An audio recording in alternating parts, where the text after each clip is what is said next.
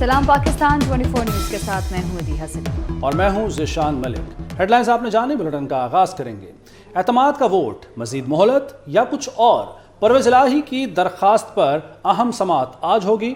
Justice Abid अजीज़ शेख की सरबराही में Lahore high court का फुल बेंच समाअत करेगा। परवेज़ इलाही ने ओहदे से हटाने का नोटिफिकेशन चैलेंज किया था। अदालत ने गवर्नर पंजाब की जानिब से परवेज़ इलाही को डी नोटिफाई करने का नोटिफिकेशन 11 जनवरी तक मुअत्तल कर दिया था।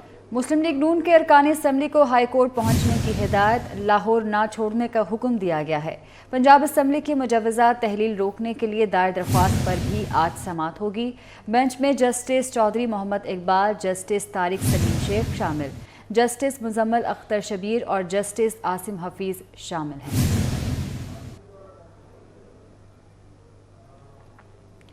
पंजाब असम्बली में जोर आजमाई, सारा दिन तमाशा लगा रहा। पहले हुकूमत ने वफाकी वज़रा को असम्बली में दाखिल होने से रोका।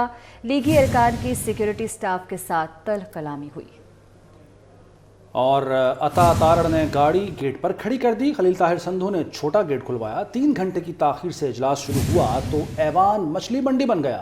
अपोजिशन अरकान ने स्पीकर डायस का घेराव कर लिया, एजेंडे की कॉपियां फाड़कर हवा में उड़ा दी।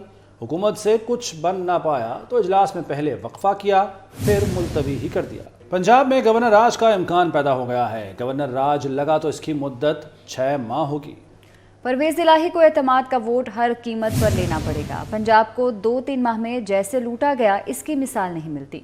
राना सनाउल्लाह कहते हैं कि लूट मार में इमरानी टोला, परवेज़ इलाही और उनका बरखुरदार शामिल है। वज़ीराबाद हमले की JIT इख्तलाफात का शिकार हो गई। 4 मेंबरान का मुल्जिम नवीद से CCPO और अनवार शाह की तफ्तीश पर इख्तलाफ। खुरम शाह, नसीबुल्लाह, एहसानुल्लाह चौहान और तारिक महबूब ने महकमा दाखिला और IG को तहरीरी तौर पर आगाह कर दिया। CCPO ने एंटी करप्शन के अफसर अनवर शाह को तफ्तीश सौंपी। मुल्जिम से JIT के किसी मेंबर को पूछगछ नहीं करने दी गई। कराची में कमेटी जमा कराने वाली खातून के घर का सफाया कर दिया गया। गुलशन इकबाल 13D2 में रैकी करके डकैती की वारदात हुई। डाकुओं ने कमेटी की रकम मांगी और न मिलने पर तशद्दुद किया। देखिए शाहजेब हुसैन की रिपोर्ट। मोहल्ले की कमेटी जमा करना खातून को महंगा पड़ गया। डाकू रेकी करते करते घर की दहलीज पर पहुंच गए। लियारी एक्सप्रेसवे से मुत्तसिल आबादी गुलशन इकबाल ब्लॉक 13D2 में वाक़े घर में डकैती की वारदात पेश आ गई। मुसल्लह डाकुओं ने मतलूबा रकम न मिलने पर खातून रोजीना को तशद्दुद का निशाना बना डाला। जब मैंने दरवाज़ा थोड़ा सा खोला तो उनके गन नजर आए, तो दरवाज़ा में बंद करने लगी तो उन्होंने धक्का दिया ज़ोर से दरवाज़े का, क्योंकि 3 थे तो फिर मुझसे दरवाज़ा बंद नहीं हुआ, तो फिर मैं गिर गई नीचे। तो उन्होंने 3 जो ना गन मेरे ऊपर रख दिया, कहने लगे अंदर चले आप।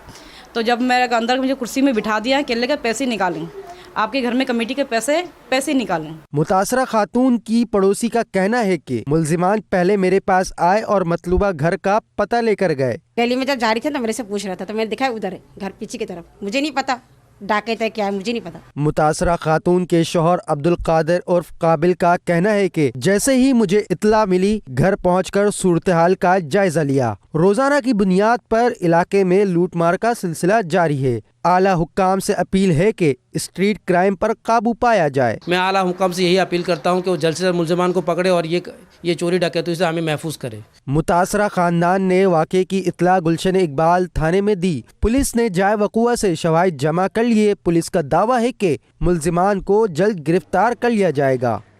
आगे बढ़े और आपको बताएं कि सिंध में बल्दियाती इंतखाबात का दूसरा मरहला। Chief election commission of Pakistan ने सेक्रेटरी इलेक्शन कमीशन को निगरानी के लिए कराची पहुंचने की हिदायत कर दी।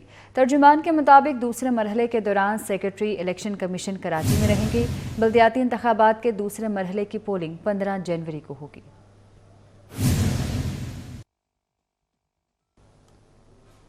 सिंध हुकूमत ने बल्दियाती इलेक्शन का शेड्यूल जारी होने के बाद डिस्ट्रिक्ट और असिस्टेंट रिटर्निंग अफसरान के तकर्रुर और तबादले कलदम करार दे दिए।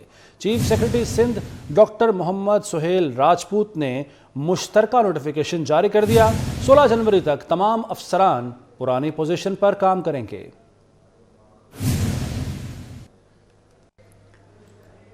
सिंध गवर्नर हाउस बल्दियाती इंतखाबात के खिलाफ साजिशों का गढ़ है। कामरान तसूरी जो कर रहे हैं वो उनके करने का काम नहीं। अमीर जमात इस्लामी कराची हाफिज नईमुर रहमान ने गवर्नर सिंध को MQM के धड़ों को यकजा करने से खुद को दूर रखने का मशवरा दिया है। سابق صدر آصف علی زرداری کی صاحبزادی آصفہ بھٹو زرداری سے کراچی شاعروں، فلم سازوں اور مجسمہ سازوں کے وفد نے بلاول ہاؤس کراچی میں ملاقات کی۔ اس ملاقات میں فنکاروں نے ان کو درپیش مسائل سے آگاہ کیا۔ آصفہ بھٹو نے کہا کہ پیپلز پارٹی ادبی اور ثقافتی سرگرمیوں کے فروغ میں یقین رکھتی ہے۔ فنون لطیفہ کا فروغ پارٹی کا منشور کا حصہ ہے۔ کراچی سمیت سندھ میں 12 سے 17 جنوری تک سخت سردی کا امکان ہے۔ کراچی، جنوبی، ایسٹ، غربی، کماڑی، وسطی، کورنگی، ملیر میں تیز سرد ہوائیں چلیں گی۔ حیدرآباد، ٹنڈو الاحیاء، ٹنڈو محمد خان، ٹھٹھہ سمیت دیگر اضلاع میں سخت سردی ہوگی۔ محکمہ قدرتی آفات نے ریڈ الرٹ جاری کر دیا۔ صوبے کے تمام ڈپٹی کمشنرز کو سیلاب متاثرین کو محفوظ مقامات پر منتقل کرنے کے لیے ہنگامی اقدامات کرنے کی ہدایت۔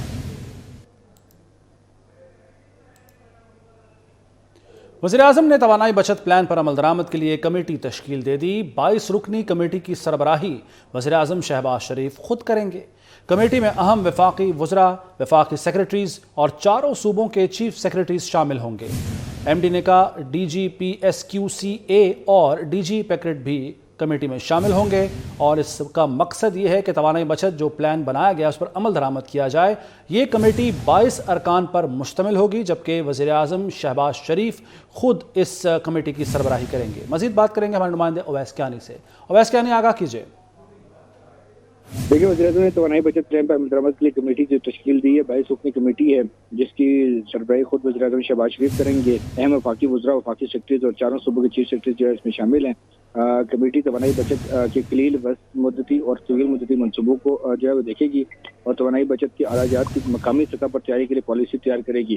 کمیٹی صوبائی حکومتوں اور نجی شعبے سے بات چیت کرے گی اور توانائی بچت منصوبوں کے ذریعے گردشی قرضے، امپورٹ بل کو کم کرنے پر غور کرے گی۔ توانائی بچت کمیٹی ہر 14 روز کے بعد جو ہے ان کا اجلاس منعقد ہوگا، اور اس کا جو سیکریٹریٹ ہے وہ سائنس اینڈ ٹیکنالوجی کو قرار دیا گیا ہے ڈویژن میں، اور وزیراعظم خود جو ہے اس کو مانیٹر کریں گے۔ اویس کیانی، بہت شکریہ آپ کا۔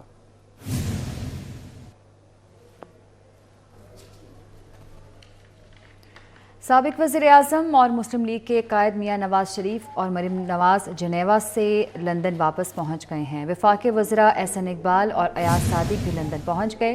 لندن میں مسلم لیگی رہنماؤں کی اہم ملاقات متوقع ہے۔ مزید تفصیلات جانتے ہیں اسد علی ملک سے۔ جی بتائیے گا اسد علی۔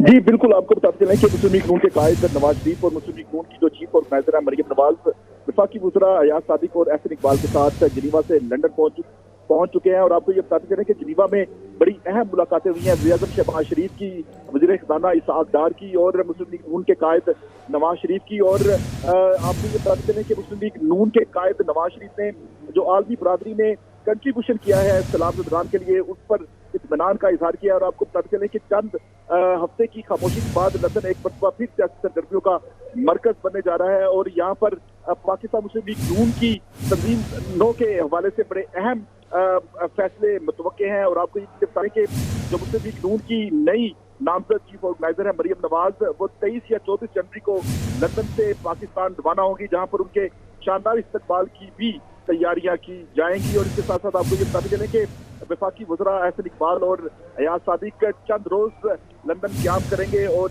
یہاں سے ہی وہ پاکستان کے لیے روانہ ہیں۔ جی ٹھیک ہے، بہت شکریہ۔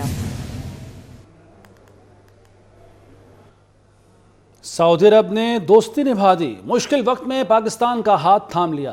سعودی عرب پاکستان میں $10 ارب کی سرمایہ کاری کرے گا۔ سعودی ولی عہد محمد بن سلمان کی ہدایت پر سعودیہ کا سرکاری اعلان، اسٹیٹ بینک میں $5 ارب بڑھانے کا جائزہ لیا جائے گا۔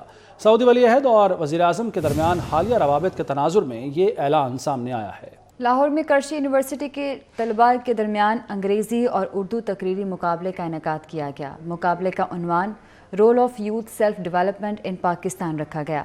Voice chancellor doctor Zafar Iqbal کا کہنا تھا کہ ایسی سرگرمیاں طلباء کے لیے بہت ضروری ہیں۔ تعلیم کے ساتھ جدید ہنر سے آشنائی ہونی چاہیے۔ ایڈوانس ٹیکنالوجی کو سیکھنا اور استعمال کرنا کامیابی کی طرف لے جا سکتا ہے۔